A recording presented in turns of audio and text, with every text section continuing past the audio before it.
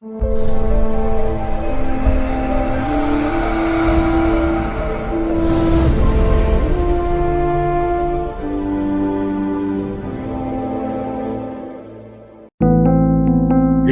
on the subscribe button, especially the bell on the right side.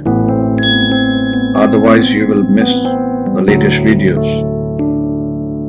नमस्कार, सप्तऋषि astrology के YouTube channel में आपका स्वागत है। आज मैं गुरु के गोचर के विषय में बात करेंगे। गुरु का गोचर 20 नवंबर 2020 को धनु राशि से मकर राशि में जा रहा है। मकर राशि जो है गुरु की नीच राशि है, परंतु वहां पर गुरु जो है मकर राशि के स्वामी शनि के साथ युति करेगा। तो शनि के साथ युति करने से गुरु का नीच भंग हो जाएगा। और ज्योतिष में जब कोई ग्रह नीच का होता है और उसका नीच भंग होता है तो उसको नीच भंग राजयोग कहते हैं।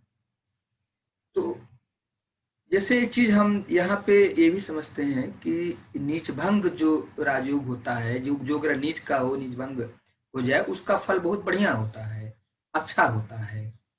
अब हम एक दूसरे ढंग से इसको समझते हैं।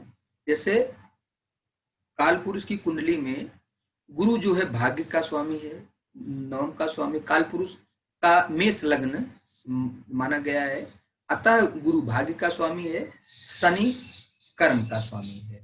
तो यहाँ पे गुरु और शनि की जो युति हो रही है, इसको हम इस तरह से भी कह सकते हैं कि धर्माधि कर्माधिपति की युति हो रही है। गुरु माने धर्म भाव का स्वामी है और शनि जो है कर्म भाव का स्वामी है।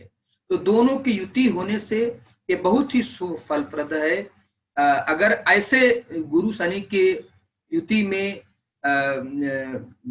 कोई डरना नहीं है, बहुत, मैं जहां तक समझता हूँ बहुत अच्छा है ये। और इसमें सत्कर्म करने से, परोपकार करने से, दान पुण्य करने से और अच्छा फल की हम प्राप्ति कर सकते हैं। वैसे ये सब कार्य तो अपने जीवन के रूटीन में हमेशा करते रहना चाहिए, लेकिन गुरु शनि की युति अच्छी है और ये अच्छे फल देने वाला है। लेकिन अब किसके लिए अच्छा फल देगा, किसके लिए नहीं अच्छा फल देगा, अब इसको इस तरह से भी समझते हैं। जैसे जिसकी गुरु की मात्रा चल रही है और गुरु का गोचर उसका अच्छा है तो उसके लिए बहुत अच्छा हो जाएगा। और जिसके लिए गुरु की दशा, अंतर दशा, प्रत्यंतर दशा है, लेकिन परंतु गुरु का गोचर अच्छा नहीं है, तो उसके लिए उतना अच्छा फल नहीं देगा।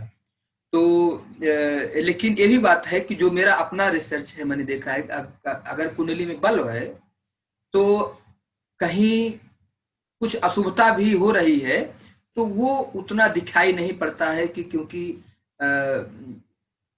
भाग्य सर्वोपरि है।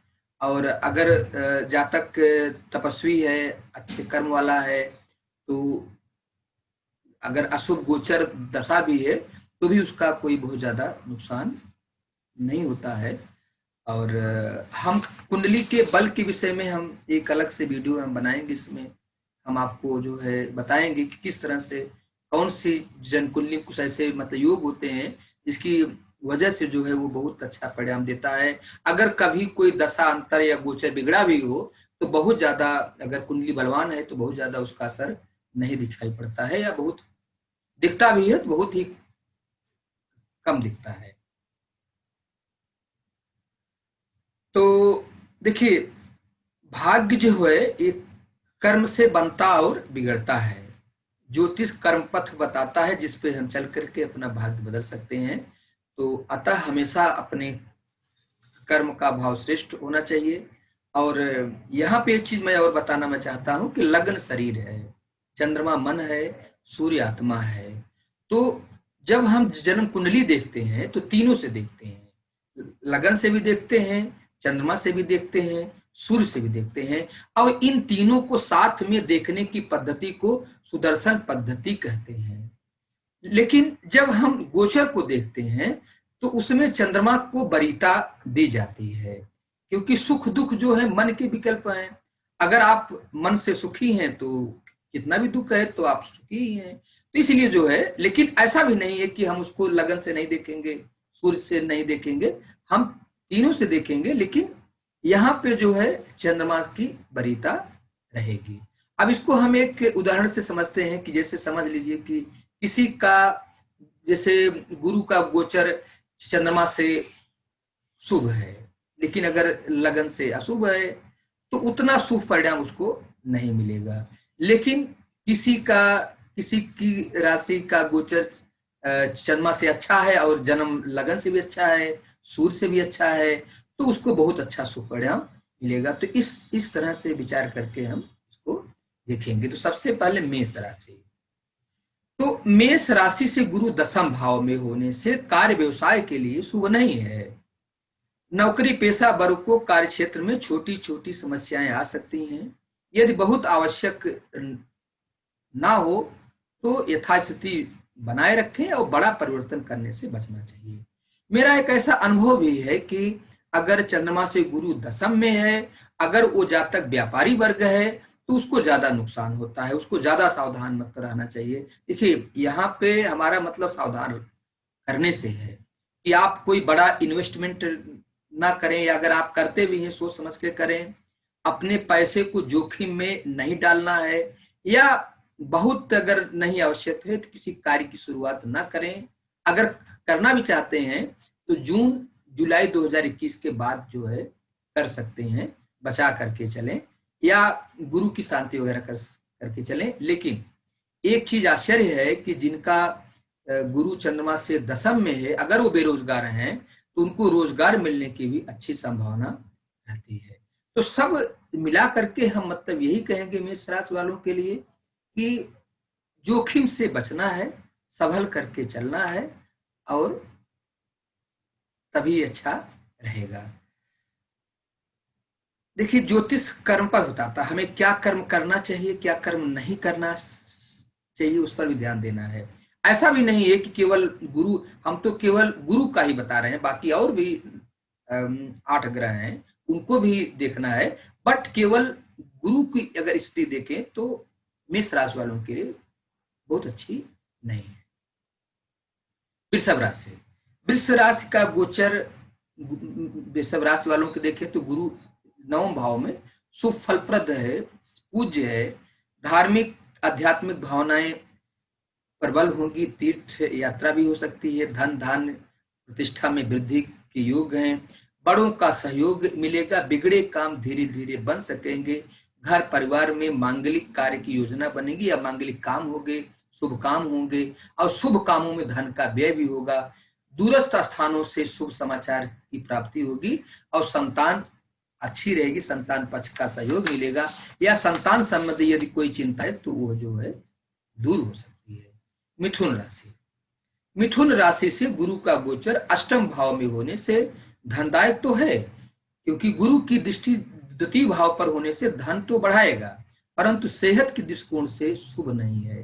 अतः मिथुन राशि के जातक अपने सेहत के प्रति सचेत रहें, विशेष करके जिनकी उम्र अधिक है, 55-60 से ज्यादा है, उन्हें ज्यादा ध्यान देना है और समय समय पे जांच वगैरह करा लेना चाहिए। और जमीन जायदाद का अगर कहीं कुछ लेन देन है तो उसमें भी सावधानी बरतें। बाकी कुछ ऐसा हो सकता है कि जो कि आपके लिए धनदायक हो, धन की वृद्धि हो, खास करके जो नौकरी पेशा वर्ग हैं उनकी उन्नति मतलब हो सकती है, स्थान परिवर्तन हो सकता है। तो केवल स्वास्थ्य के दृष्टिकोण से देखें तो अच्छा नहीं है, बाकी लगभग ठीक है। कर्क राशि वालों के लिए सप्तम भाव का गुरु शुभ परिणाम दायक है। अविवाहित लोगों का विवाह होने के संयोग बनेंगे, विवाहित लोगों का दाम्पत्य सुखमय रहेगा, कार्य क्षेत्र में उन्नति के उत्तम योग हैं, दूर की यात्राएं या विदेश की यात्राएं हो सकती हैं, वाणी की सौम्यता लाभ दिलाएगी, अच्छे लोगों से सहयोग से जीवन में उन्नति होगी, प्रतिष्ठा जो है बढ़ेगी, नौकरी पेशा वर्ग के पदोन्नति के योग है। सेहत अगर अब तक बिगड़ा हुआ था तो धीरे धीरे उसमें सुधार के योग है। सिंह राशि के बारे में देखते हैं। सिंह राशि वालों के लिए छठे भाव का गुरु मध्यम फलदायक है, परंतु गुरु की दृष्टि दशम भाव पर होने से किया गया परिश्रम सार्थक होगा। आप अपने सूझबूझ एवं मेहनत के बल पे अंततः अपने उद्देश्य की प्राप्ति कर सकते हैं। ये दशा भी अनुकूल हो और तो महत्वपूर्ण सफलताएं आपकी बढ़ सकती हैं, परंतु ध्यान रहे कि व्यर्थ के बाद विवाद से बचें और सेहत के प्रति, खास करके पेट के रोगों के प्रति ज्यादा सावधान रहें। कन्या राशि, पंचम का गुरु शुभ परिणाम देने वाला है। अभी तक चला आ रहा धन हानि या नुकसान धीरे धीरे आपका कम होगा। संतान संबंधी शुभ समाचार की प्राप्ति हो सकती है। परिवर्तन अथवा बदलाव के योग हैं। बेरोजगारों को रोजगार मिलने के योग हैं। आप शुभ कार्यों की ओर अग्रसर होंगे। पारिवारिक दायित्व की पूर्ति होगी। सामाजिक प्रतिष्ठा बढ़ सकती है, परंतु अभी भी ध्यान रहे कि अभी भी बड़ा रिस्क नहीं लेना है और हमेशा जो है दूरगामी लक्ष्य को ध्यान में रख करके काम करना उचित रहेगा। तुला राशि, तुला राशि वालों के लिए गुरु का चतुर्थ भाव में गोचर शुभाशुभ परिणाम देने वाला है। सफलता के लिए आपको बहुत मेहनत करना पड़ेगा। घर परिवार में सहयोग, घर परिवार वालों का सहयोग लेकर के काम करना हितकर रहेगा या अपनों से विशेष करके तालमेल बना करके चलें। इतना भी कोई अशुभ भी नहीं है, क्योंकि गुरु की दृष्टि दशम भाव पर रहेगी, तो यह बेहतर है, आपकी उन्नति के लिए बेहतर है। और द्वादश भाव पर भी रहेगी तो आपका जो है दूर की विदेश की अगर इच्छुक हैं तो आप जा सकते हैं। अष्टम भाव पर भी रहेगी तो आपका धार्मिक और आध्यात्मिक भावनाएं आपकी बढ़ सकती हैं, तो इसलिए जो है इतना ज्यादा चिंतादायक नहीं है, परंतु विशेष करके घर परिवार वालों से कि दायित्व का विशेष ध्यान रखें और उनसे तालमेल बना करके चलते रहें। वृश्चिक राशि वालों के लिए तृतीय भाव का गुरु परिश्रम करवाएगा, तभी जो है भाग्योदय संभव है। यहाँ पर गुरु शनि की युति होने से आपका प्रयास जो है सफल हो सकता है। वाणी की सौम्यता बनाए रहे, बिगड़े काम बन सकते हैं।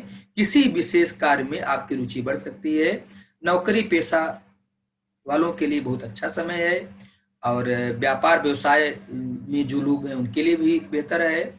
आप अपने कार्य की समीक्षा आप कर सकते हैं एवं किसी कार्य को अगर आप नए सिरे से करना चाहते हैं तो उसके लिए भी आप विचार कर सकते हैं। धनु राशि, धनु राशि वालों के लिए द्वितीय भाव में गुरु लाभप्रद है। राशि का स्वामी गुरु एवं धन भाव का स्वामी शनि की युति धन भाव में ही होने से जो है धनदायक है।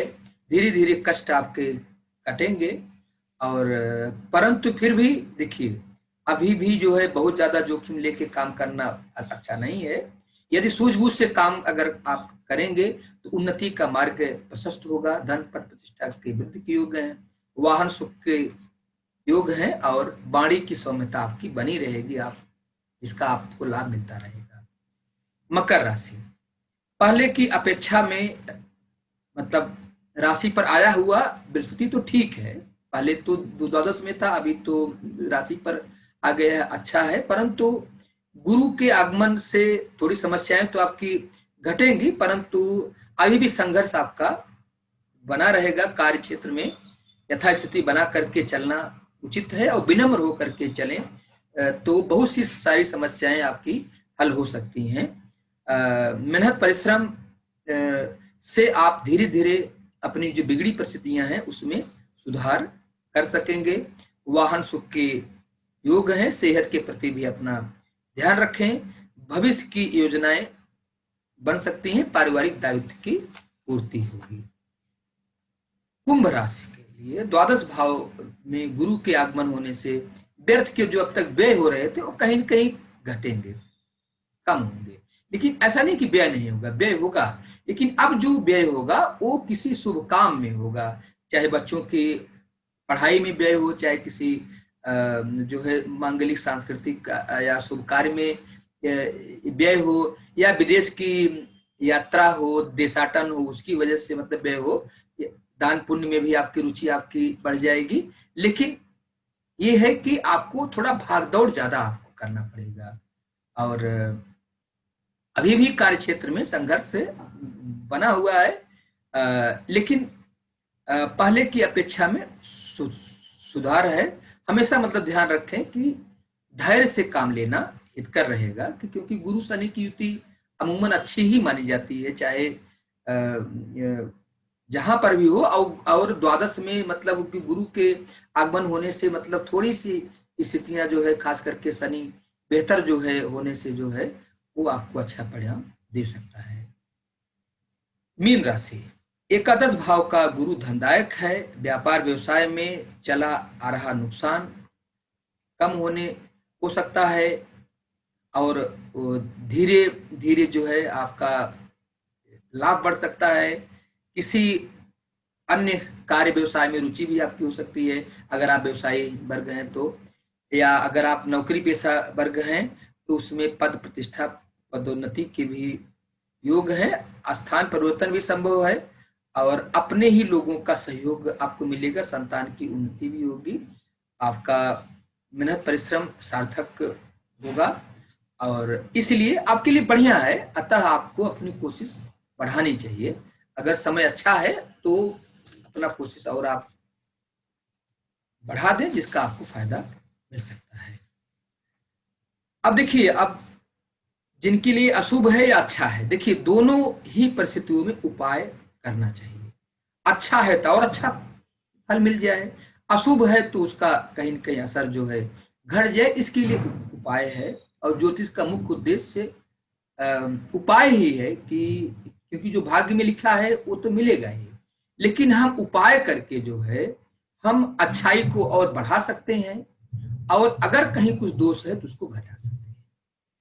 तो सबसे पहले तो जो है जिनके लिए ज्यादा अशुभ है उनके लिए जो है गुरु के 19,000 वैदिक मंत्र का जप, चाहे खुद कर ले चाहे किसी ब्राह्मण से रखवा लें।